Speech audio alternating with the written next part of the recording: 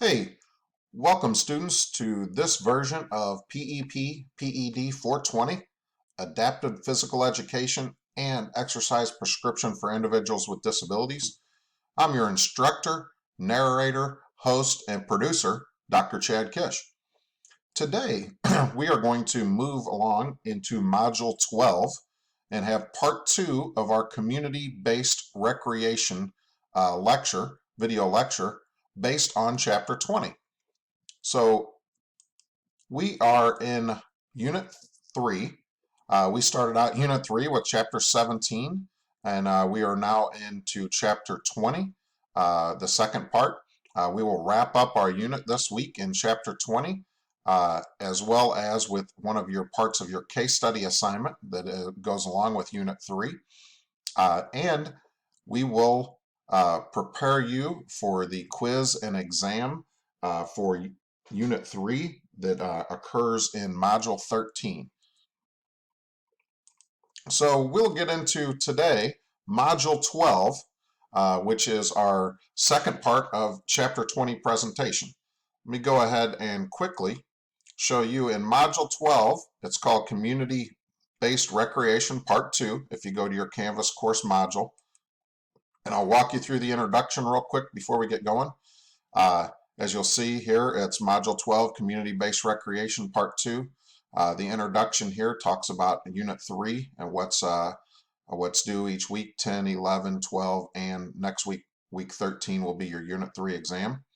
Our big ideas we went over last week for Chapter 20, and we're going to focus in this week on what are the special sports organizations that provide programs for individuals with disabilities. So here are our chapter objectives that are aligned with the big ideas. We worked on 1 through 4 last week, and this week, once again, by the end of the week, you'll be able to describe special sports organizations that provide sports program for individuals with disabilities. That's what you'll be able to do. Your reading materials are, make sure you've read Chapter 20 by now, watching this video presentation, looking at all the different links to the different special programs in the video links and lecture page on Canvas and in Module 12. So make sure you watch those videos. They're short, 2 to 3 minutes. They take you to an external portal to watch them through YouTube. So there's one on each of our 7 programs. Actually, there's 6, and then there's one link to a program's web page. The video has come down. And then make sure you read your case study assignment, follow up to finish your case study virtual lecture that you're going to produce and post as an assignment. All right, and then I will go over the assignments here when I get back to the presentation. So here we go. Let's get going in Module 12. So here's our to-do list. I went over that. Make sure you've read Chapter 20. Watch this presentation. Make sure you go and watch the links to these special programs in the video links where it says lecture and links page in Canvas. It's right under Module 12 introduction. And then read your assignment information to make sure you follow the assignments, meet the deadlines, and follow the correct format. Here are your assignments for the chapter. Your program review assignment, you'll need to watch this lecture, read the textbook, and watch each of those videos for your special populations organizations to be able to complete that assignment. I'll detail it here as we get going. It's due Thursday, April 9th by 8 p.m. The Chapter 20 quiz, there are 10 questions, 2 points apiece, just like most of our tests and quizzes. There are 9 multiple choice, I believe, and 1 true and false. You'll have 20 minutes to do that, and it opens on Monday, and it is due on Thursday, April 9th at 8 p.m. Actually, I think I opened this a week early. The next is case study presentation visual assignment. You've learned that in Module 11, what was due for this visual assignment. It is due Sunday, April 12th by 8 p.m. And then make sure you're looking ahead to Module 13 and 14. In Module 13, you're going to have to do your video presentation, which replaces your in-class presentation of your case study. And that goes along with taking the Unit 3 exam. And then in Module 14, is information on your final assignment. That replaces the observation assignment, and that really is determined by how far you were in your observation hours and your placement. So look there. You'll either do your observation uh, reflection paper, or you will do an exercise prescription assignment based on the amount of hours you've turned in at your midterm. So here is our objective for Module 12, and it focuses in on one of the chapter objectives. We're going to describe special sports organizations that provide sports and recreation programs for individuals with disabilities. And you might want to take a picture of this or write these down. We'll go over each one of these, but this is the order in your Module 12 program review assignment that I want your numbers, 1 through 7. We'll start with Challenger Baseball. We'll go into VIP and Top Soccer Program. We'll talk about the USABA, which is the United States Association for Blind Athletes. That's a quiz question. We will talk about the Special Olympics that most of you have some experience with and have observed this semester. We will talk about the Wheelchair and Ambulatory Sports USA Association. There's information in the presentation and in the textbook about them.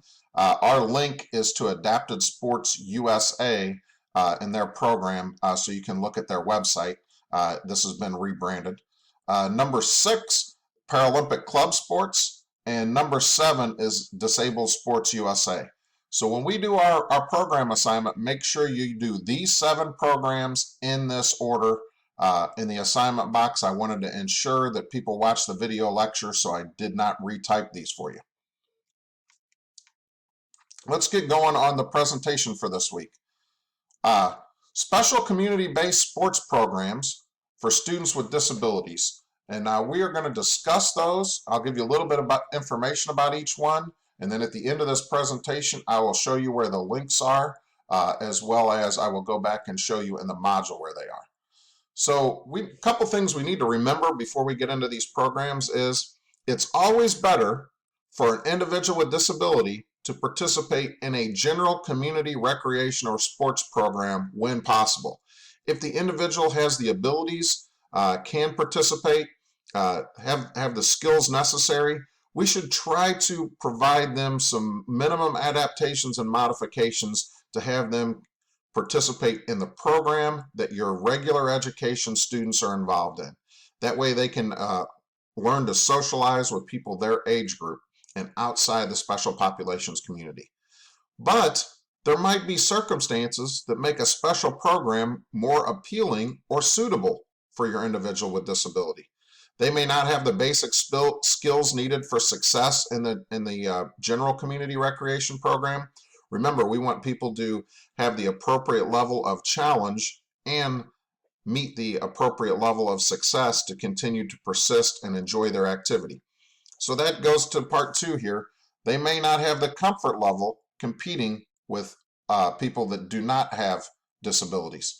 So we need to look at this and determine, if at all possible, we want them to participate in the general program, but there might be some circumstances that make these special community-based programs more appropriate. And you can always allow students or individuals to participate in both. All right, there are also allied programs that take your general population and pair them up with an individual with disability. One of the popular ones is Special Olympics runs an allied bowling program where your score is combined. Really cool program. So let's get started with our first special program here. Special community-based program, the Challenger Division of Little League of America. This is also known briefly as Challenger Baseball or Challenger Softball is what you might hear this called. It offers a special baseball program for both boys and girls anywhere between the age of 4 and 22 with a variety of disabilities. All right, nationwide and across the world in 10 other countries, there's over 30,000 participants that are involved with Challenger Baseball. So it's a pretty large program. It is really a non-competitive program, basically giving individuals an opportunity to come in and participate in baseball. If you think about Little League Baseball, everybody gets to bat in order. There are some different run rules, but it's even more open up to being less competitive, where everybody bats in an inning, and most of the time I don't even think they keep score, to be honest with you. The program uses buddies, basically similar to a Special Olympics event, where they'll have a buddy that walks out as needed with them in the field, helps them run the bases, may assist them in swinging. Everybody bats every inning. Everybody on both teams fields in the game, and a typical game lasts about 2 innings, and that might be about an hour and a half to 2 hours of gameplay for everybody to have an opportunity. You have to think too here, if students are in wheelchairs, you might actually play some of your games on more of a hard surface than you do out in the grass or in the dirt. But most of the games are set in a baseball field type setting, except when the movement and ability of your group to move around. So I've volunteered with Challenger Division of Little League Baseball in St. Louis. Great program. So consider looking at that one. Our next two programs are program number 2, the American Youth Soccer Organization, which is known as VIP Soccer, and it's a combined effort with the U.S. Youth Soccer Top Program. So it's the VIP and Top Soccer programs is what we'll discuss here. This program provides a soccer program for children and adults whose physical and or mental disabilities may make it difficult to really have success participating on a mainstream team or a general community program. So this program is designed to just teach the basic skills of soccer, have a lot of fun, learn teamwork and communication, and make new friends. So it's really a social-based program where social skills, having fun, are important, and you're going to teach soccer and play some loose, competitive or less competitive mini games, build-up games, smaller-sided games, up to a full field game. And the whole idea is to learn social skills through the sport of soccer. There are various modifications here. The program attempts to use buddies. They use buddies for every participant, and as people participate throughout the program, the use of buddies may subside a little bit. They have as few as 5 players on a team. It could be a lot smaller field. Teams are usually co-ed. They try to balance out, if there's a program in the area that has 2 or 3 different groups going at a time, they're going to balance those groups by ability, not by age.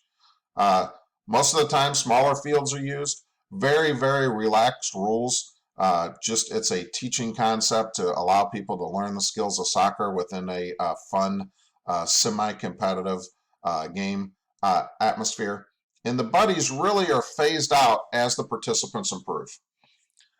Next, part 3, or our program number 3, is the USABA, the United States Association for Blind Athletes. What does this program do? It provides opportunities for participants that are blind or have pretty substantial visual impairments. There are over 100,000 participants in various activities across the nation. The USABA sports include a variety of things. They do archery, bowling, they have a biathlon, cycling, judo, golf, gymnastics. Completely blind players play a beeping version of a game called goalball, which is a popular Paralympic event as well. They might do equestrian, which involves horseback riding, skiing, swimming, track and field type events, and even activities such as wrestling. So there are a variety of modifications that are used in the USABA program, modifications and adaptations to allow participants to enjoy the activities and try to have a competitive type atmosphere.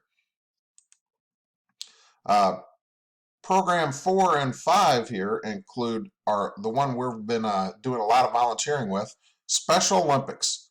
So Special Olympics is an international organization dedicated to empowering special needs individuals to become more apt to be physically fit, productive members of society, and respected members of their specific communities through teaching the ideas that sports training, and athletic competition provides. There are over 4 million people in 170 plus countries worldwide participating in Special Olympics. What is this? Most of the events were based on Olympic-style summer and winter Olympic Games and sports offerings. Those offerings have even opened up, but the Special Olympics international competitions mimic an Olympic competition.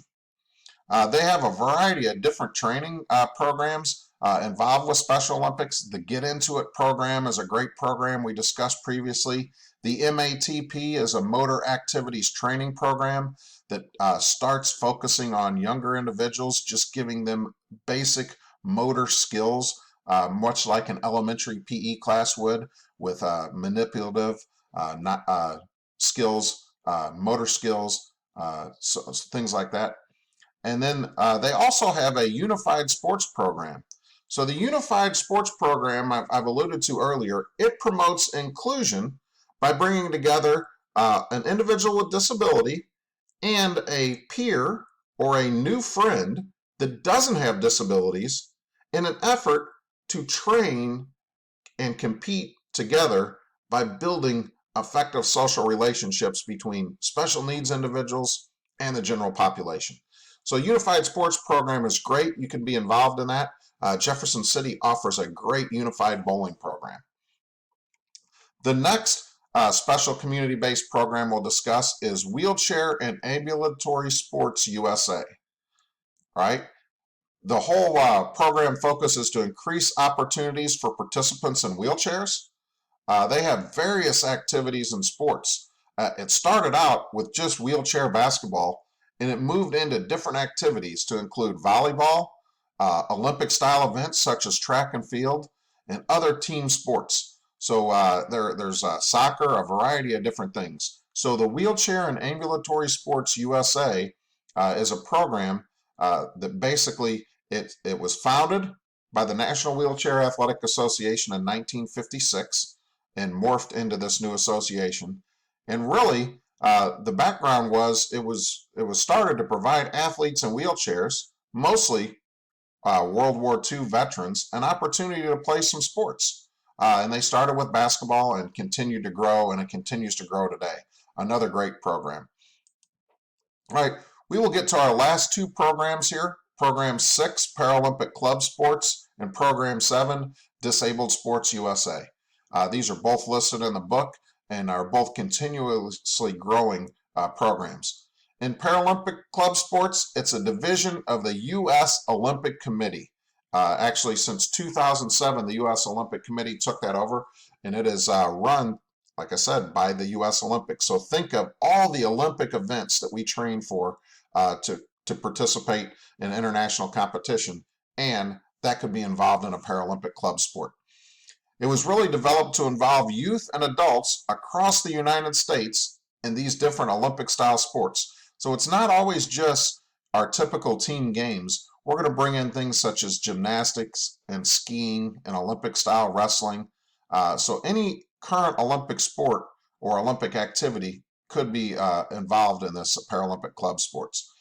The clubs are based at the community level and run by a local organization under the direction of the U.S. Olympic Committee. Next, or our last program, is Disabled Sports USA. And in Disabled Sports USA, it is a community-based organization with over 100 chapters across the country. It is run at the local level as well.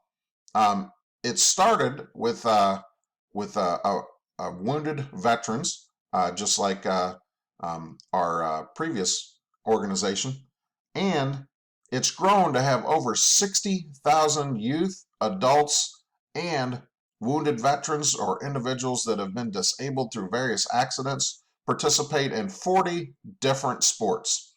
So when you're researching Disabled Sports USA, look on page 359 of the adapted PE textbook, and there's going to be a list of all the different sports associations or sports and activities associated with Disabled Sports USA. All right, so that wraps up our 7 special community-based sports programs for students or community-based programs for individuals with disabilities. I'll want to wrap up chapter 20 and provide a summary to tie everything together. We need to remember community sports and recreation programs are an important part of growing up in America. So these programs provide activities for our general population, for teenagers, and individuals with disabilities should be included with peers their age. So it's important to have community sports and recreation programs that provide inclusion for everyone. If the individual with disability does not possess the skills, knowledge, behaviors, confidence, even social skills to participate or compete, the extra support of a special program, one of the 7 we just discussed, should and could be offered. Students or participants can participate in both regular community programs and special community programs. So you can think of that. How can we combine the different program offerings to give them a full, comprehensive set of activities? There are various federal and state laws that are designed to assist individuals with disabilities in obtaining opportunities to participate in these recreation and sports programs. Think of the Americans with Disability Act and some of the other laws that came in Maryland and Missouri and across the nation to assist individuals with disabilities in obtaining some athletic and recreational activities. Remember, consider that 9-step program for implementing an inclusive recreation, starting with the planning process all the way through the reflection and planning for the next year, including collecting necessary data for an IEP or federal and state programs. And then we finished up or wrapped up our chapter with discussing the special community-based sports programs, opportunities such as Special Olympics and Challenger Baseball. Make sure you do your research to be able to complete your program review assignment, which I will discuss next, that's due here in this module. So our program review assignment has basically 2 parts. Part 1 is you will list the 7 special sports organizations. You need to list them in the order 1 through 7 that we discussed them in this presentation. It is back at the beginning in the big ideas. If you need to go back and look at and rewind the lecture, go to the big ideas, or you can look through each one as you took notes 1 through 7. So your job is to list 1 through 7 all the special sports organizations we discussed in this lecture. Under each one, so you'll number them 1 through 7, but under each one you're going to describe each specific organization. So how are you going to do that? You're going to provide a well-written and descriptive paragraph, and remember a paragraph's 3 to 5 or more sentences, and describe the organization. So you will use the information I provided in this video lecture as well as information from the textbook. Another thing you'll need to do is watch the program-specific videos. I'll go through those next for each program, and those are very short 1 to 3 or 4 minute videos for each program. So watch those, and they're provided to you in Canvas. And this assignment is due Thursday, April 9th at 8 p.m. Here's a link to our program videos if you want to take a picture of this, but they are also embedded in our module. So here are our specific programs, and they're in order here too. Challenger Baseball, the Top VIP Soccer Program, the USABA for blind and visually impaired students. The next set of program videos is Special Olympics, Wheelchair and Ambulatory Sports USA. We have a website here. They didn't have a great video to watch. Most of their videos were pretty long. So go check out their website and look at least at their mission statement and the activities they have. Paralympic sports clubs are number 6, and Disabled Sports USA is our 7th program. So those are our programs, the links to their videos, and the exact order they are. So when you go to a module number 12, when you get through with the introduction, if you hit the next button at the bottom of your screen, or if you just look under the module, there's a link for Module 12 presentation and links. So this is where you are going to go to get your special videos.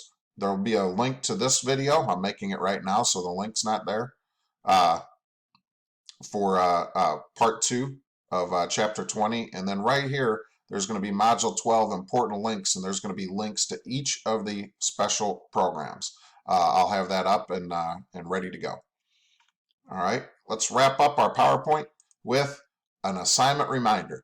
Your program review assignment that reviews all 7 programs 1 through 7 is due Thursday, April 9th by 8 p.m.